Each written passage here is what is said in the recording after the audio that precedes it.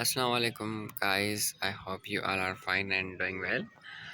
उम्मीद है सभी खैरियत सां हूंदो जीअं त असां बायोलॉजी में सिन टेक्स्ट बुक क्लास 9 जो टॉपिक पढ़ी रहिया आहियूं relationship of biology with other sciences.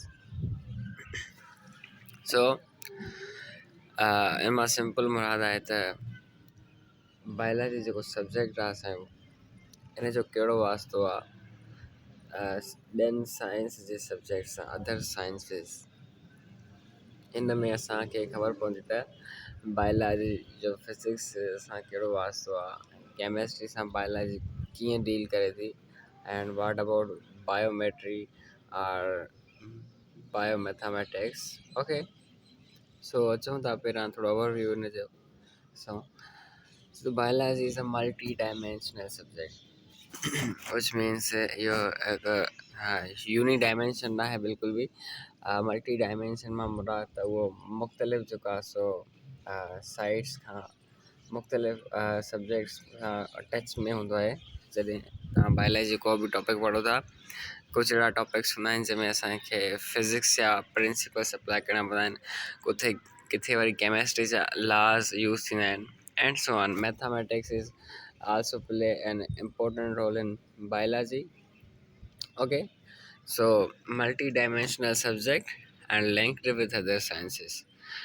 So हिकु मल्टी डायमेंशनल सब्जेक्ट आहे बायोलॉजी ऐं ॿियनि साइंस जे सब्जेक्ट सां हू वास्तो रखे पियो, उन्हनि सां लिंक्ड आहे। अच्छा, हिते फॉर एग्जाम्पल थो ॾिए the movement the movement of animals follows the laws of motion in physics।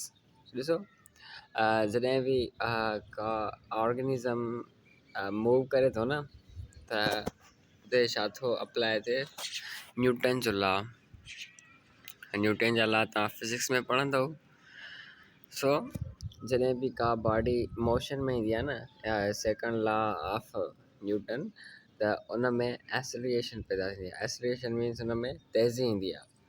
का बि बॉडी कंहिं बि बॉडी में मूवमेंट अचे थी त पोइ उन में एसिलेशन स्टार्ट थींदी आहे, ईंदी आहे, उन प्रोड्यूस थींदी आहे। ओके, सो कुझु अहिड़ा लॉज आहिनि जिन ते जेके लिविंग ऑर्गेनिज़म्स ते अप्लाई थींदा आहिनि।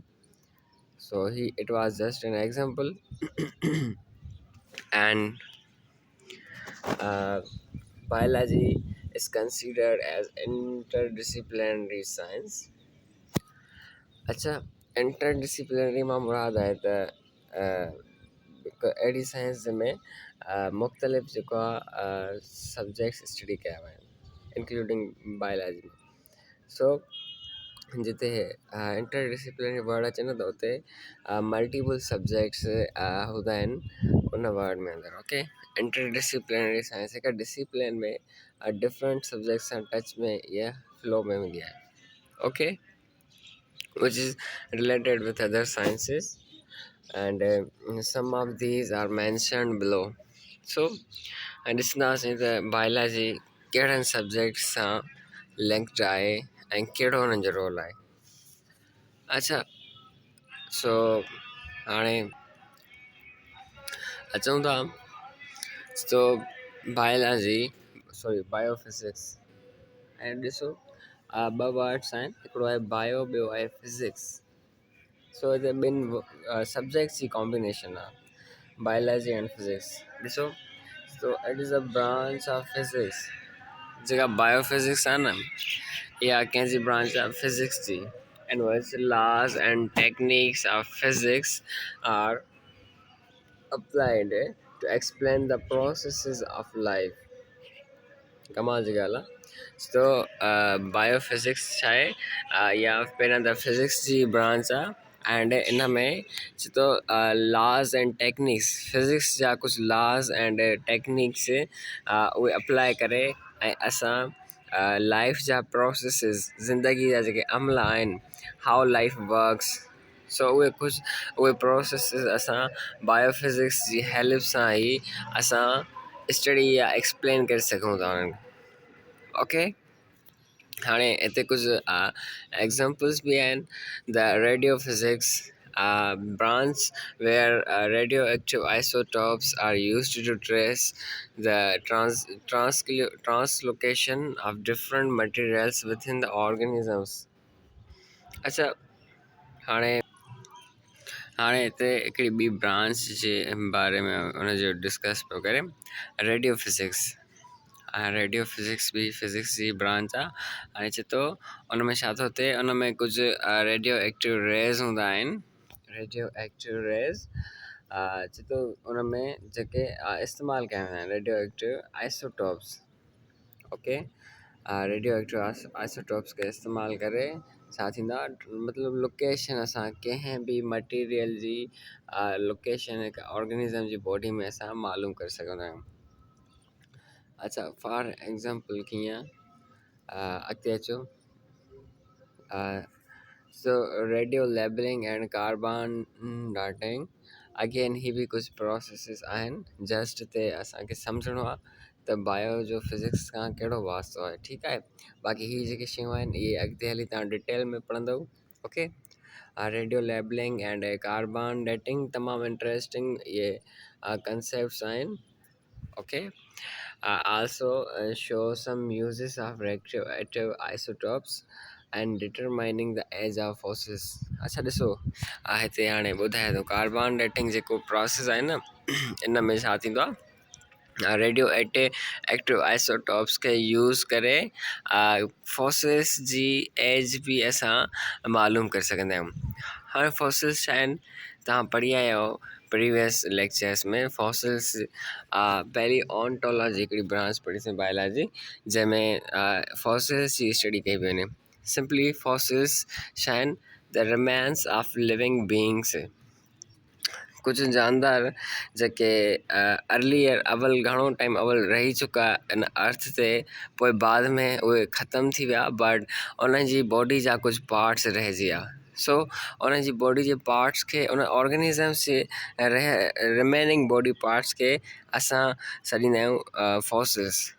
सो हाणे चए थो जेका हिते कार्बन डेटिंग प्रोसेस आहे न, इन जी हेल्प सां असां रेडियो एक्टिव आइसोटॉप्स यूज़ करे उहे जेके ऑर्गेनिज़म्स जा रिमेन्स आहिनि, कुझु उन्हनि जा बॉडी पार्ट्स जेके रहिजी विया आहिनि, असां उन्हनि जी एज मालूम करे सघूं था त उहे केतिरे टाइम खां हिते मौजूदु आहिनि। How interesting is it, right? Okay, so use of sound waves as ultrasound laser and okay, ultrasound and laser technology show relation of physics with biology. अच्छा, आगे हिकिड़ी ॿी ॻाल्हि थो करे हिते, जेके साउंड वेव्स आहिनि न, तो उन्हनि जो इस्तेमालु करे अल्ट्रासाउंड ऐं लेज़र टेक्नोलॉजी जो रिलेशनशिप मतिलबु बयानु कयो थो वञे, जेको बायोफिज़िक्स सां ई वास्तो रखे थो। Okay, knowing the relationship between the ultrasound and laser with the help of biophysics. तमामु इंट्रस्टिंग शयूं आहिनि जेके अॻिते हली डिटेल में पढ़ण लाइ मिलंदियूं, बाद में तव्हां वाक़ुफ़ु थींदो हिन सभिनी शयुनि खां। सो असांजी नेक्स्ट ब्रांच आहे विच is very interesting. Here is now biomathematics, या वरी असां हिनखे बायोमेट्री बि चऊं था। सो simply I would say the branch of mathematics which collects data living organisms. Very interesting. So जेको आहे न मैथमेटिक्स जी ब्रांच आहे बायोमेट्री, जेका वास्तो रखे थी ऑर्गेनिज़म्स जी डेटा कलेक्शन सां। फॉर एग्ज़ाम्पल कीअं, ॾिसो जॾहिं बि असीं रिसर्च कंदा आहियूं कंहिं बि पर्टिकुलर लाइफ जे एस्पेक्ट में, त लाज़मी आहे असांखे मैथमेटिक्स जी ज़रूरत पवंदी आहे। बग़ैर मैथमेटिक्स जे असांजी रिसर्च न थी सघंदी, छो त असांखे उते कंक्लूजन्स जे लाइ कुझु नंबर्स खपनि था। ओके बी, सो रिसर्च लाइ मैथमेटिक्स मोस्ट इम्पोर्टेंट हूंदी आहे, ऐं कंहिं बि शइ रिकॉर्ड वग़ैरह थींदा आहिनि उन सभिनी में मैथमेटिक्स जो वॾो रोल हूंदो आहे।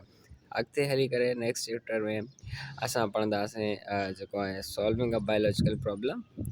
उन में वरी डेटा असां ॾिसंदासीं मलेरियल पेशेंट्स जी छा कीअं उन प्रॉब्लम सां डील कयो वियो आहे, कीअं साइंटिस्ट उन मलेरिया जी जेका प्रॉब्लम आहे उन सां कीअं जेको आहे उनजो ट्रीटमेंट कयो अथनि, कीअं उनखे आइडेंटिफाई कनि। बट इन में ऑल इन ऑल मैथमेटिक्स जो ॾाढो रोल हूंदो आहे ऐं डिफरेंट स्पेशीज़ जी स्टडी करण में एंड सो ऑन मैथमेटिक्स खोड़ सारे केतिरनि ई जॻहियुनि ते इस्तेमालु थींदी आहे बायोलॉजी में। ओके दैन उन खां बाद में आहे last line. Okay so it plays important role in research. Again research में हिनजो वॾो किरदारु हूंदो आहे। एंड उन खां बाद में असांजी ब्रांच आहे बायोकेमिस्ट्री। अच्छा अगेन बायोकेमिस्ट्री तो इहा वरी बायोलॉजी जी ब्रांच आहे। ओके ऐं ज़हन में हुजे मोस्ट कुछ शागिर्द आहिनि कि वरी केमिस्ट्री कंसिडर कंदा आहिनि। सो त लिखियो पियो आहे it's a branch of biology which deals with the study of molecules, very interesting, which form living organisms or cell and require authentic knowledge about body and chemistry, explains the synthesis of biomolecules and function of different molecules in the body of an organism. Very interesting, friends. Simply तो ये वास्तव रखे थी molecules सां कहिड़ा molecules जेके life खे ठाहिनि, which form लिविंग ऑर्गेनिज़म्स, जेके जानदार जिन मालिक्यूल्स जा ठहियल आहिनि उन मालिक्यूल्स खे असां बायोकेमिस्ट्री में डीपली स्टडी कंदा आहियूं। ओके स्पेशली उहे बायोमालिक्यूल्स हूंदा आहिनि, मीन्स लाइफ जा molecules which are almost 98 to 99% कुछ अहिड़ा मालिक्यूल्स आहिनि जेके वधि में वधि असांजे बॉडी में जेको आहे न ठहियलु, मतिलबु उनजी बॉडी हुन सां ठहियलु आहे। Almost it is considered 99%। सो उहे कहिड़ा मालिक्यूल्स आहिनि हिन ई चैप्टर में असीं उन्हनि खे ॾिसी वठंदासीं नेक्स्ट क्लासिस में। ओके एंड स्पेशली सो त उहे मालिक्यूल्स जेके लिविंग ऑर्गेनिज़म्स खे ठाहिनि उन्हनि जी स्टडी एंड तो chemistry explain the synthesis of biomolecules. ॾिसो हाणे उहे बायोमालिक्यूल्स कीअं था ठहनि, उन्हनि जी बणावट, उन्हनि जी सिंथेसिस बि केमिस्ट्री एक्सप्लेन कंदी आहे। And function of different molecules in the body of an organism, हिकु जानदार जी जिस्म में मुख़्तलिफ़ जेके मालिक्यूल्स आहिनि बायोमालिक्यूल्स उन्हनि जा डिफरेंट फंक्शन्स पिणु असांखे केमिस्ट्री ॿुधाईंदी आहे। अच्छा सो असांजी नेक्स्ट ब्रांच आहे ॾिसो which is biogeography. Okay friends, so biogeography मां छा मुराद आहे थोरो ध्यानु ॾिजो। हिते ॾिसो टे वर्ड्स आहिनि, हिकिड़ो बायो आहे, ॿियो geography. Okay geography let it consider single. Geography त तव्हां ॿुधो ई हूंदो जियोग्राफी जे बारे में। इन सिंपल वर्ड्स जियोग्राफी मां मुराद आहे the study of earth. Okay earth जी जॾहिं असां स्टडी कयूं त पोइ उहा थींदी आहे बायोजियोग्राफी। सो ॾिसो हिन मां छा मुराद आहे बायोजियोग्राफी मां, असांखे छो इन शइ खे इहो कीअं जेको आहे सो बायोलॉजी सां लिंक्ड आहे ख़बर पइजी वेंदी हिन खे पढ़ण खां बाद में। So deals with the distribution of different living organisms and different geographical regions of the world. ॾिसो मुख़्तलिफ़ जानदारनि जी डिस्ट्रीब्यूशन, उन्हनि जी विरासत मुख़्तलिफ़ धरती जे हिसनि ते। बायोजियोग्राफी में असां स्टडी इहा थींदी आहे त कहिड़ा जानदार किथे रही रहिया आहिनि एंड हाउ दे सर्वाइव, उन कीअं मतिलबु मन के उते छो था रहनि, कहिड़ियूं उते जेको आहे सो उन्हनि जा कहिड़ा कहिड़ा रिसोर्सिस आहिनि जिन ते उहे डिपेंड कनि था and so on. Many living organisms are restricted to a particular geographical regions से कमाल जी ॻाल्हि आहे ड्यू टू environmental conditions। चए थो खोड़ सारा जानदार मुख़्तलिफ़ जेको आहे न उन ते कुझु अहिड़ा ख़ासि जॻहियूं आहिनि जिन ते हू रेस्ट्रिक्टेड मीन्स झलियल हूंदा आहिनि त होॾे न वञनि ड्यू टू एनवायरमेंटल कंडीशन। ॾिसो छा थींदो आहे कुझु असां वटि बर्फ़ानी इलाइक़ा आहिनि जिते जेको टेम्परेचर उहो इवन माइनस में हूंदो आहे, माइनस में। सो माइनस में हुजणु तमामु वॾी ॻाल्हि आहे। उते जेको आहे -0 डिग्री सेल्सियस या वरी चऊं असां 1 to 10 या इवन मोर प्लस। सो जॾहिं एतिरो टेम्परेचर हुजे ऐं उहो पर्टिकुलर लिविंग ऑर्गेनिज़म कंहिं ॿिए रीजन ते रहे पियो जिथे फॉर एग्ज़ाम्पल असां कंसिडर था कयूं 40 डिग्री सेल्सियस टेम्परेचर, और तव्हां असां हिकु जानदार खे कढी करे हिकु अहिड़े माहौल में आणियूं जिथे उनजो उते टेम्परेचर हुजे 10 खां बि माइनस हुजे, त उन ऑर्गेनिज़म जो सर्वाइव करणु उते नेक्स्ट इम्पॉसिबल आहे। कुझु कंडीशंस आहिनि, कहिड़ियूं कंडीशंस, एनवायरमेंटल कंडीशंस आहिनि। फॉर एग्ज़ाम्पल जेतिरो कंफर्टेबल उहो ऑर्गेनिज़म हिते हुयो 40 डिग्री सेल्सियस ते, उहो हिते बिल्कुलु बि न हूंदो। इवन हिते हुनजी लाइफ थ्रेटनिंग सिचुएशन आहे, उन ऑर्गेनिज़म जी डेथ बि थी सघे, छो त हू हिन माहौल में एडाप्टेड हुयो। ऐं जॾहिं असां हिन में उनखे आंदो आहे त हू उन जे लाइ तयारु न हूंदो at the same time. Okay, so worry बाद में कुझु बॉडी में चेंजिस ईंदियूं आहिनि, बॉडी पाण इहो होम्योस्टेसिस वर्क कंदो आहे, पोइ थी वेंदो आहे, एडजस्ट थी वेंदो आहे कुझु कुझु। बाक़ी किथे किथे त उन ऑर्गेनिज़म या फॉर एग्ज़ाम्पल असांजी मिसाल वठो त असां जॾहिं घुमणु वेंदा आहियूं बर्फ़ानी इलाइक़नि में न, त कुझु अहिड़ा माण्हू हूंदा आहिनि जंहिंजी तबियत तमामु क्रिटिकल थी वेंदी आहे, पोइ बाद में उनजी तबियत बि ख़राबु थी वेंदी आहे उन इलाइक़नि में। पोइ आहिस्ता आहिस्ता जॾहिं उहे कुझु टाइम रहनि था न, त पोइ उन माहौल खे एडजस्ट करे वेंदा। ओके, सो ईअं ई थींदो आहे। त इहो हिन जे करे जो उहो माहौल जेको आहे न असांजे लाइ डिज़ाइन न हूंदो आहे, जंहिं माहौल में असां रहंदा आहियूं असांजी बॉडी उनखे एडॉप्ट करे चुकी हूंदी आहे।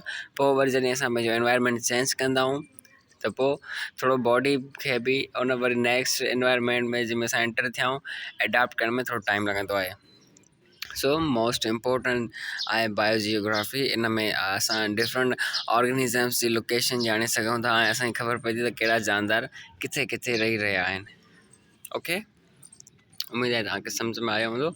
अच्छा, हुन खां बाद में असांजी लास्ट ब्रांच आहे which is bio economics, most important one. So deals with the economically important organisms. Economy important organisms involved in production. And so simply वासु रखे थी maicious, okay, maicious and so on। Economics जे बारे में तव्हांखे थोरो घणो क्लू ज़रूरु हूंदो अंदाज़ो। सोचे थो इकोनॉमिकली इम्पोर्टेंट ऑर्गेनिज़म्स उहे जानदार जेके असांजी प्रॉपर्टी में ऐड कनि, वैल्यूएबल हुजनि, जेके असांखे मतिलबु हेल्प कनि असांजी इकोनॉमी में, उनजी ग्रोथ में। ओके, सो हाणे मिसाल बि ॾिए थो। पहिरियां त economical important organisms involve in production, ऐं उहे प्रोडक्शन में बि उन्हनि जो हिसो हुजे, उन्हनि में शामिलु हुजनि। प्रोडक्शन मां मुराद मीट प्रोडक्शन थी वई, एक्सेट्रा एक्सेट्रा। फॉर एग्ज़ाम्पल असां हिते ॿियो एग्ज़ाम्पल था ॾियूं मिल्क प्रोडक्शन, मिल्क। ओके, सो जेका इकोनॉमिक्स आहे न, बायो इकोनॉमिक्स, उहा उन जानदारनि सां वास्तो थी रखे जेके जानदार इकोनॉमिकली इम्पोर्टेंट हुजनि। मन त असां इकोनॉमी में ग्रोथ इकोनॉमी जी ग्रोथ में उहे हेल्पफुल हुजनि। Okay, so are calculated for cost value and profit value, very interesting point। सो उन्हनि खे जेको आहे न असां कैलकुलेट कंदा आहियूं त उन मां उन ऑर्गेनिज़म्स जे हुजण सां केतिरो नफ़ो या नुक़सानु थी रहियो आहे, एंड उन जे बेसिस ते उन प्रोडक्शन खे असां डिमांड ऐं सप्लाई बि थींदी आहे, एंड सो ऑन। सिंपल आहे बायो इकोनॉमिक्स। सो असांजो टॉपिक ई थी वियो आहे अवर, जंहिंमें असां पढ़ियोसीं relationship of biology with other sciences. Very important topic आहे। अच्छा, किथे का कंफ्यूजन आहे त तव्हां लाज़मी मूंखां पुछी सघो था कमेंट सेशन में। जल्दी असां नेक्स्ट टॉपिक ते ईंदासीं, which is very important, career in biology. Till take care, stay curious, stay fit. Allah हाफ़िज़।